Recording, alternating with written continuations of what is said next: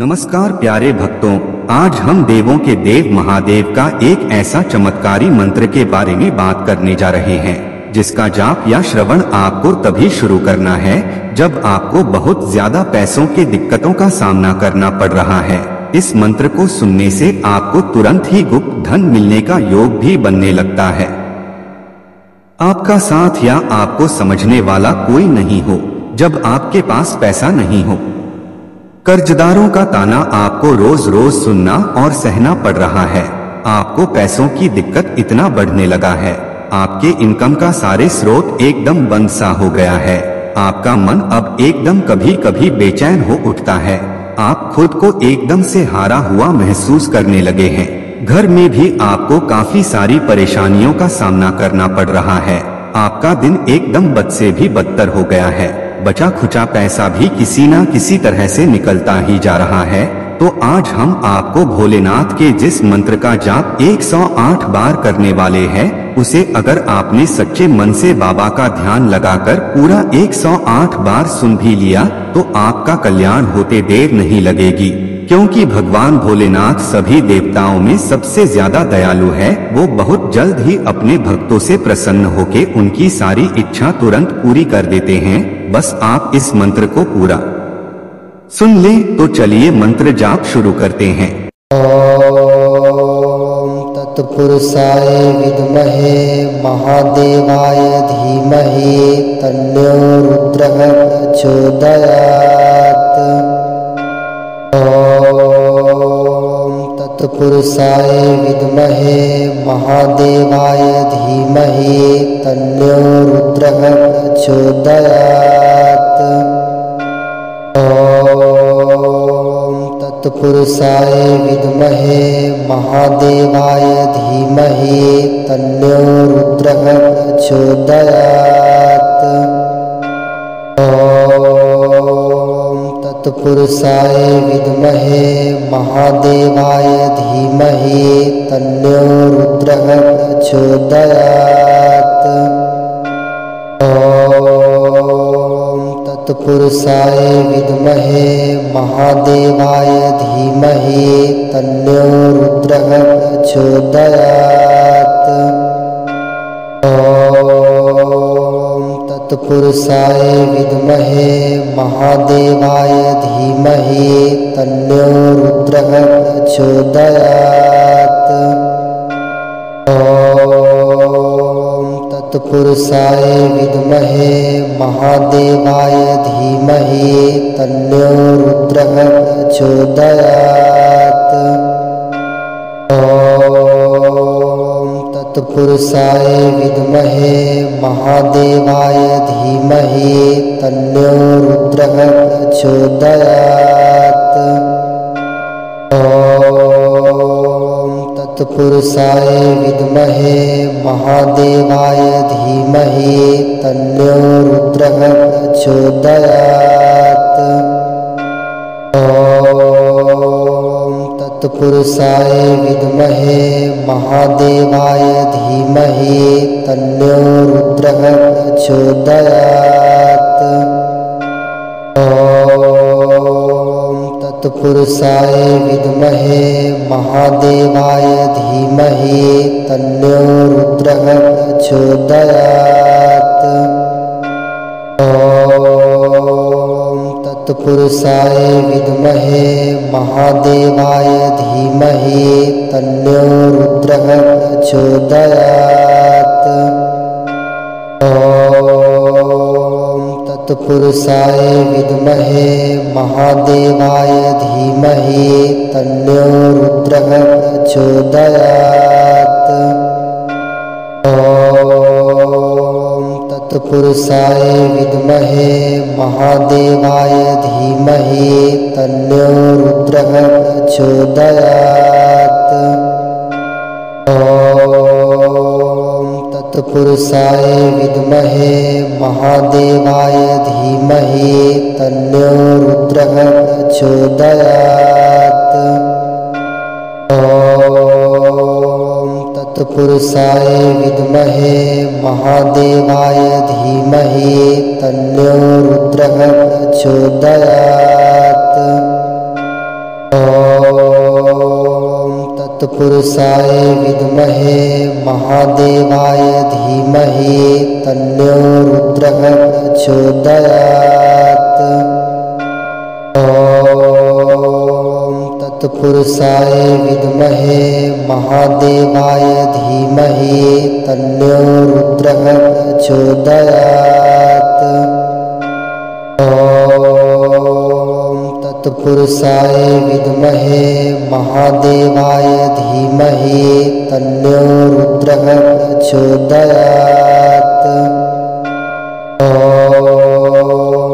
तत्पुरुषाय विद्महे महादेवाय धीमहि तन्नो रुद्रः प्रचोदयात्। तत्पुरुषाय विद्महे महादेवाय धीमहि तन्नो रुद्रः प्रचोदयात्। तत्पुरुषाय विद्महे महादेवाय धीमहि तन्नो रुद्रः प्रचोदयात्। तत्पुरुषाय विद्महे महादेवाय धीमहि तन्नो रुद्रः प्रचोदयात्। तत्पुरुषाय विद्महे महादेवाय धीमहि तन्नो रुद्रः प्रचोदयात्।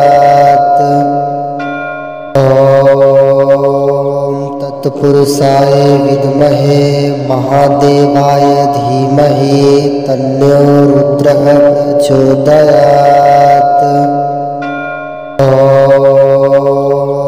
तत्पुरुषाय विद्महे महादेवाय धीमहि तन्नो रुद्रः प्रचोदयात्।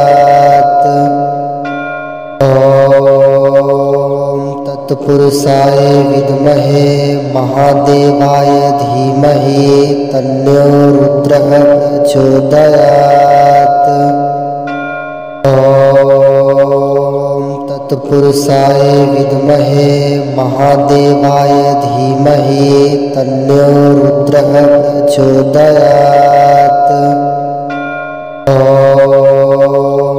तत्पुरुषाय विद्महे महादेवाय धीमहि तन्नो रुद्रः प्रचोदयात्। तत्पुरुषाय विद्महे महादेवाय धीमहि तन्नो रुद्रः प्रचोदयात्।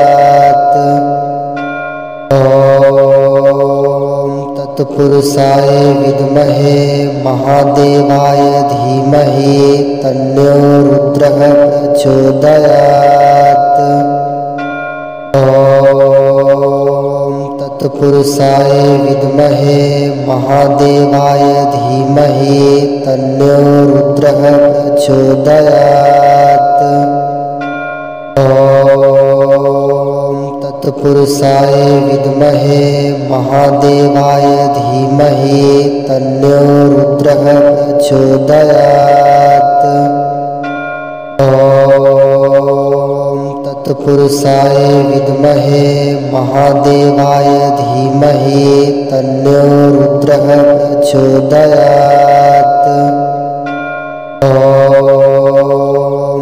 तत्पुरुषाय विद्महे महादेवाय धीमहि तन्नो रुद्रः प्रचोदयात्। तत्पुरुषाय विद्महे महादेवाय धीमहि तन्नो रुद्रः प्रचोदयात्। तत्पुरुषाय विद्महे महादेवाय धीमहि तन्नो रुद्रः प्रचोदयात्। तत्पुरुषाय विद्महे महादेवाय धीमहि तन्नो रुद्रः प्रचोदयात्।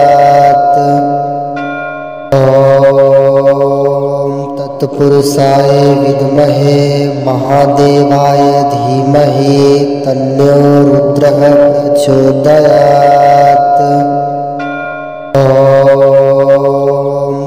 तत्पुरुषाय विद्महे महादेवाय धीमहि तन्नो रुद्रः प्रचोदयात्।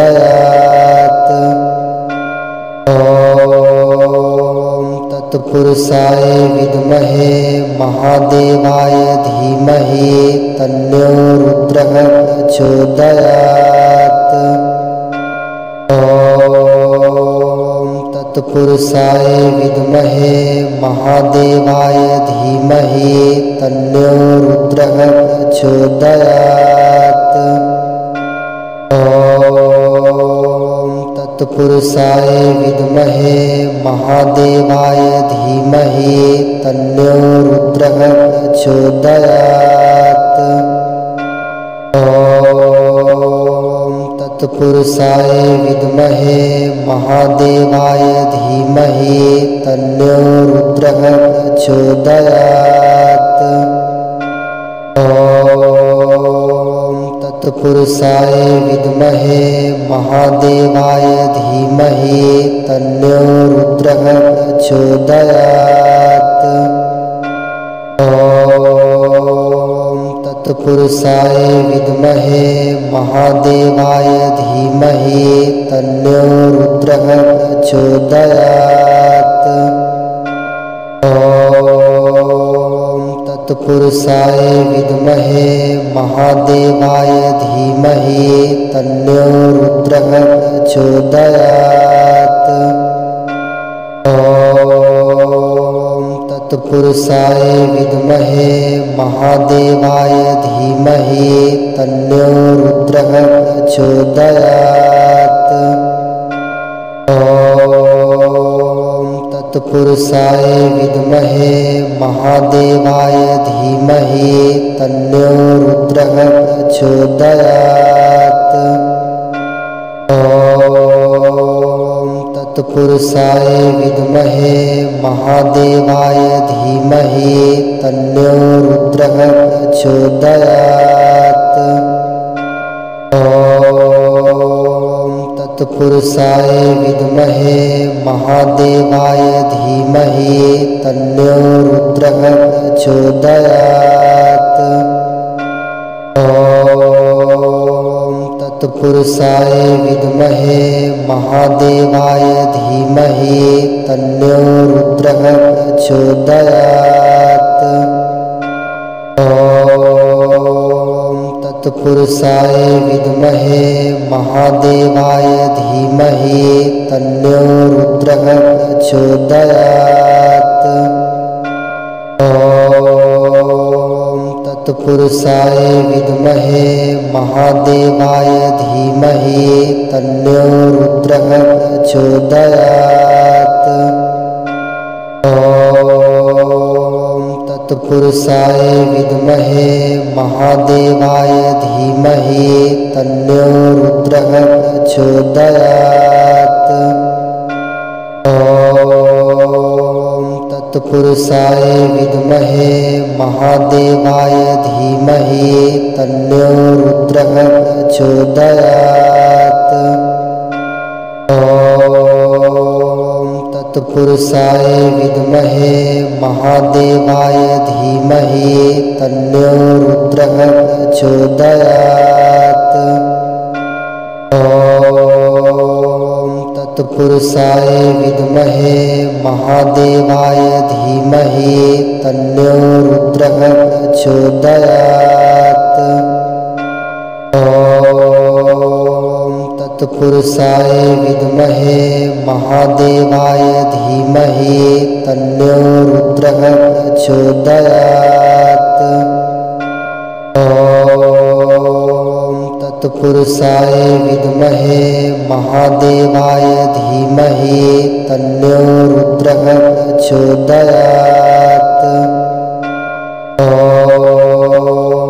तत्पुरुषाय विद्महे महादेवाय धीमहि तन्नो रुद्रः प्रचोदयात्। ॐ तत्पुरुषाय विद्महे महादेवाय धीमहि तन्नो रुद्रः प्रचोदयात्। ॐ तत्पुरुषाय विद्महे महादेवाय धीमहि तन्नो रुद्रः प्रचोदयात्। ॐ तत्पुरुषाय विद्महे महादेवाय धीमहि तन्नो रुद्रः प्रचोदयात्। ॐ तत्पुरुषाय विद्महे महादेवाय धीमहि तन्नो रुद्रः प्रचोदयात्। ॐ तत्पुरुषाय विद्महे महादेवाय धीमहि तन्नो रुद्रः प्रचोदयात्। ॐ तत्पुरुषाय विद्महे महादेवाय धीमहि तन्नो रुद्रः प्रचोदयात्। ॐ तत्पुरुषाय विद्महे महादेवाय धीमहि तन्नो रुद्रः प्रचोदयात्। ॐ तत्पुरुषाय विद्महे महादेवाय धीमहि तन्नो रुद्रः प्रचोदयात्। ॐ तत्पुरुषाय विद्महे महादेवाय धीमहि तन्नो रुद्रः प्रचोदयात्। ॐ तत्पुरुषाय विद्महे महादेवाय धीमहि तन्नो रुद्रः प्रचोदयात्। ॐ तत्पुरुषाय विद्महे महादेवाय धीमहि तन्नो रुद्रः प्रचोदयात्। ॐ तत्पुरुषाय विद्महे महादेवाय धीमहि तन्नो रुद्रः प्रचोदयात्। ॐ तत्पुरुषाय विद्महे महादेवाय धीमहि तन्नो रुद्रः प्रचोदयात्। ॐ तत्पुरुषाय विद्महे महादेवाय धीमहि तन्नो रुद्रः प्रचोदयात्। ॐ तत्पुरुषाय विद्महे महादेवाय धीमहि तन्नो रुद्रः प्रचोदयात्। ॐ तत्पुरुषाय विद्महे महादेवाय धीमहि तन्नो रुद्रः प्रचोदयात्। ॐ तत्पुरुषाय विद्महे महादेवाय धीमहि तन्नो रुद्रः प्रचोदयात्। ॐ तत्पुरुषाय विद्महे महादेवाय धीमहि तन्नो रुद्रः प्रचोदयात्। ॐ तत्पुरुषाय विद्महे महादेवाय धीमहि तन्नो रुद्रः प्रचोदयात्। ॐ तत्पुरुषाय विद्महे महादेवाय धीमहि तन्नो रुद्रः प्रचोदयात्। ॐ तत्पुरुषाय विद्महे महादेवाय धीमहि तन्नो रुद्रः प्रचोदयात्। ॐ तत्पुरुषाय विद्महे महादेवाय धीमहि तन्नो रुद्रः प्रचोदयात्। ॐ तत्पुरुषाय विद्महे महादेवाय धीमहि तन्नो रुद्रः प्रचोदयात्। ॐ तत्पुरुषाय विद्महे महादेवाय धीमहि तन्नो रुद्रः प्रचोदयात्। ॐ तत्पुरुषाय विद्महे महादेवाय धीमहि तन्नो रुद्रः प्रचोदयात्। ॐ तत्पुरुषाय विद्महे महादेवाय धीमहि तन्नो रुद्रः प्रचोदयात्। ॐ तत्पुरुषाय विद्महे महादेवाय धीमहि तन्नो रुद्रः प्रचोदयात्। ॐ तत्पुरुषाय विद्महे महादेवाय धीमहि तन्नो रुद्रः प्रचोदयात्। ॐ तत्पुरुषाय विद्महे महादेवाय धीमहि तन्नो रुद्रः प्रचोदयात्। ॐ तत्पुरुषाय विद्महे महादेवाय धीमहि तन्नो रुद्रः प्रचोदयात्। ॐ तत्पुरुषाय विद्महे महादेवाय धीमहि तन्नो रुद्रः प्रचोदयात्। ॐ तत्पुरुषाय विद्महे महादेवाय धीमहि तन्नो रुद्रः प्रचोदयात्। ॐ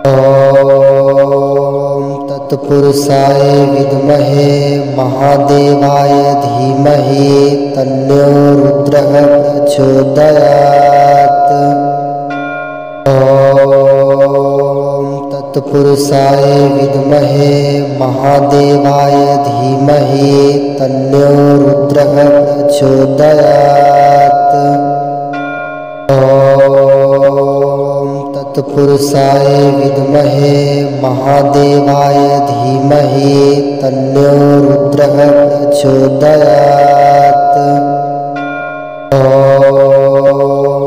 तत्पुरुषाय विद्महे महादेवाय धीमहि तन्नो रुद्रः प्रचोदयात्। ॐ तत्पुरुषाय विद्महे महादेवाय धीमहि तन्नो रुद्रः प्रचोदयात्। ॐ तत्पुरुषाय विद्महे महादेवाय धीमहि तन्नो रुद्रः प्रचोदयात्। ॐ तत्पुरुषाय विद्महे महादेवाय धीमहि तन्नो रुद्रः प्रचोदयात्। ॐ तत्पुरुषाय विद्महे महादेवाय धीमहि तन्नो रुद्रः प्रचोदयात्। ॐ तत्पुरुषाय विद्महे महादेवाय धीमहि तन्नो रुद्रः प्रचोदयात्। ॐ तत्पुरुषाय विद्महे महादेवाय धीमहि तन्नो रुद्रः प्रचोदयात्। ॐ तत्पुरुषाय विद्महे महादेवाय धीमहि तन्नो रुद्रः प्रचोदयात्। ॐ तत्पुरुषाय विद्महे महादेवाय धीमहि तन्नो रुद्रः प्रचोदयात्। ॐ तत्पुरुषाय विद्महे महादेवाय धीमहि तन्नो रुद्रः प्रचोदयात्। ॐ तत्पुरुषाय विद्महे महादेवाय धीमहि तन्नो रुद्रः प्रचोदयात्। ॐ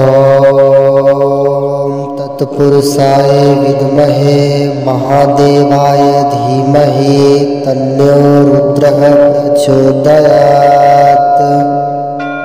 ॐ तत्पुरुषाय विद्महे महादेवाय धीमहि तन्नो